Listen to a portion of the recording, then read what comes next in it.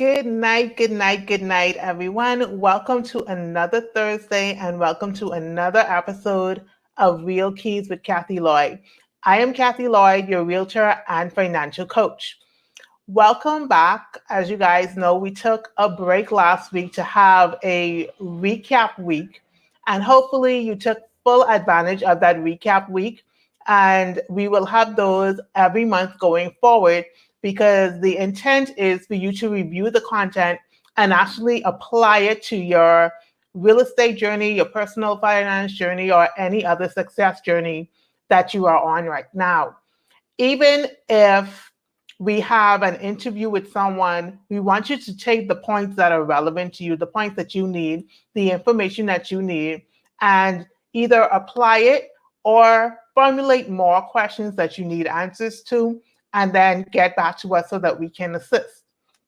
So, tonight we are going to talk about meaningful ways to ask others for help on your success journey. And no matter what that journey is, there is always somebody that we're reaching out to get help from.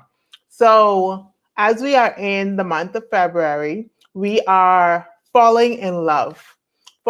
Falling in love with wealth, falling in love with real estate, and most of all, loving ourselves through the processes that we are taking to be successful. So, in asking others to help us on our journeys, and I intentionally use the word meaningful because when we think about the word meaningful and we look at its synonyms, we come with purposeful, relevant, serious, substantial, useful, valid, worthwhile. So when you think about those words, that means when you reach out to people for help on your success journeys, you're not going with frivolous things or things that you can't be helped with or things that won't really be useful to you in the long run. And so on this episode, we are going to talk from two perspectives. So we all know that we have persons that they may be having financial trouble or trying to get themselves sorted out financially, and they reach out to us, but the help that they're looking for is either something we can give, something we don't want to give, and it becomes annoying at some point. And if you don't know that person, maybe that person is you.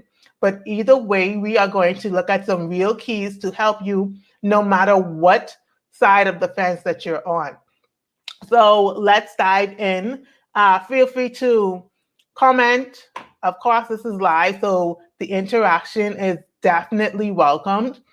And let me know if you have persons in your life who don't know quite how to address you when they're asking for help, whether it's financial help, whether it's advice when it comes to real estate, whether it's advice when it comes to creating or growing a business. They just simply don't know how to approach in the correct way. And it becomes irritating or annoying. Just say yes. You don't have to call any names, of course. So, yeah, so let us know. Let us know if this has been an experience for you, or let us know if you are that person who just does not know how to approach others and ask them for help. So, in getting started, we're going to start from the point of view of being that person who needs the help. And so, first key, when asking for advice, ask for the advice beforehand. Before things start getting really bad, before things start going down to the pits, ask for advice beforehand. Don't let uh, don't let it become dire, and then you go to somebody because you're now frustrated, you're now burdened, and you're going to someone who may not be able to help you initially or at all. So ask for the advice beforehand. And I will plug in pride here because sometimes we are so prideful that we don't know how to reach out for help, especially when it becomes at a point where we're actually going through the issue. We become so prideful. So I look at some people and they are holding on to pride to pay a mortgage that they can't afford. And At the end of the day, the bank comes in, forecloses on the home, but they never asked anyone, how can they make the situation better? And when it comes to personal finances, it's amazing how we have so much pride that we want to keep up with the Joneses. We want to buy the newest outfit. We want to have the flashiest cars. But that pride somehow doesn't hinder us from picking up the phone and asking a friend for $50 or $100 here. And sometimes this ask isn't just one time.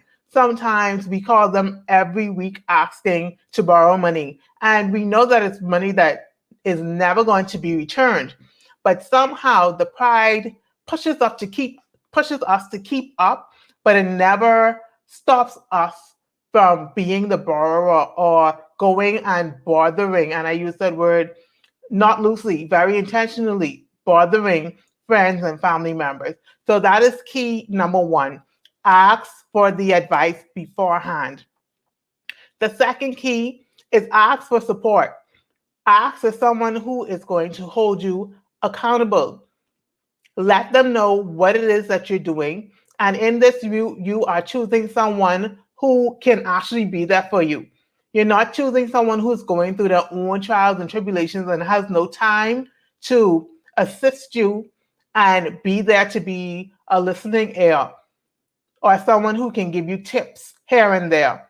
So ask someone for the support that you actually need, because going and bothering family members or friends every day, every week, and you're not really asking for the things that you need, it's not useful to you. So always go to someone who can be there for you and who is able to appreciate the journey that you're on. And that accountability partner, which is what it really is, will be someone who is not going to agree with you all the time. They'll be the person who's going to tell you no when it's necessary. So if you come and say to me, can you lend me $20? I'm going to hold you accountable because you were just at my doorstep last week asking for $50. And you're telling me that you needed $20 today to do exactly what you said the $50 is for. So my answer to you is going to be no. And that would be holding you accountable, because the action that you said you were going to take last week, you didn't. And then the second reason is because you didn't find a way to meet the need that you supposedly had. So ask someone for support, ask someone to hold you accountable during your journey. That is the second key. And then the third key, don't be an irritant. Don't irritate the person that you need help from. Be intentional about the things that you're asking for. Make sure that it's something that you can actually use. Make sure that it's something that's just not going to make you better here and now. Make sure that it's something that you can grow from, something that will allow you to not have to go to that person continuously. And so for those of you who are on your journeys and you are the person asking, those are the three keys for tonight. So that's ask for the advice beforehand, ask for support and someone to hold you accountable, and don't become irritating. Don't badger the persons that you're looking for help from. And so now we're going to flip it. So you're the person who is always being asked. So the first key is be real. Be real and upfront with the person. Tell them the habits that you see them exhibiting. Tell them the things that you don't like about their approach to you when they're asking for things. Tell them about the things that they need or they would make them better. Don't just keep being someone who's going to, oh, okay, you asked, I'm going to give. And that leads me into the second key. Don't be a crutch, be a builder. Don't allow somebody to just continuously come and take from you. Be someone who is going to either say, hey, no, or I have an alternative.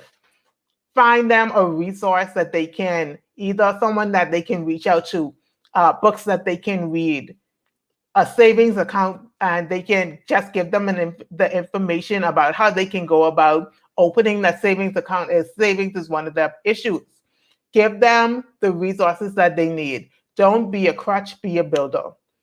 And then the last key for those who are on the receiving end of the request, the last key is set boundaries.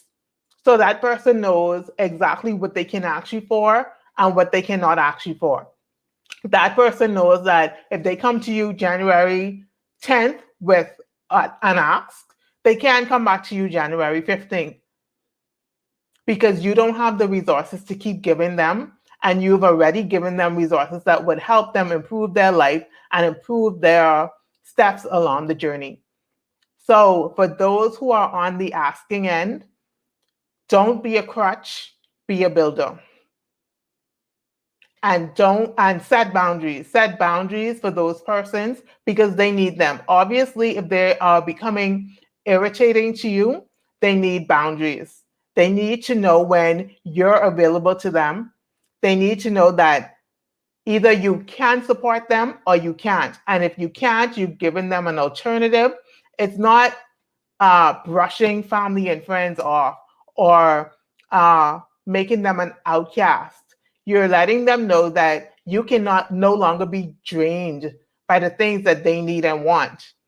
Because of course you have your own journeys in life and you have things that you need to accomplish. So you can't keep giving and giving and giving to people who are always going to ask. Because if you don't put a stop to it, they will think that it's okay. They will become comfortable with it. And so those are the keys for the persons asking for help on their journeys and the persons who are always being asked. So it has to be a relationship between the asker and the giver.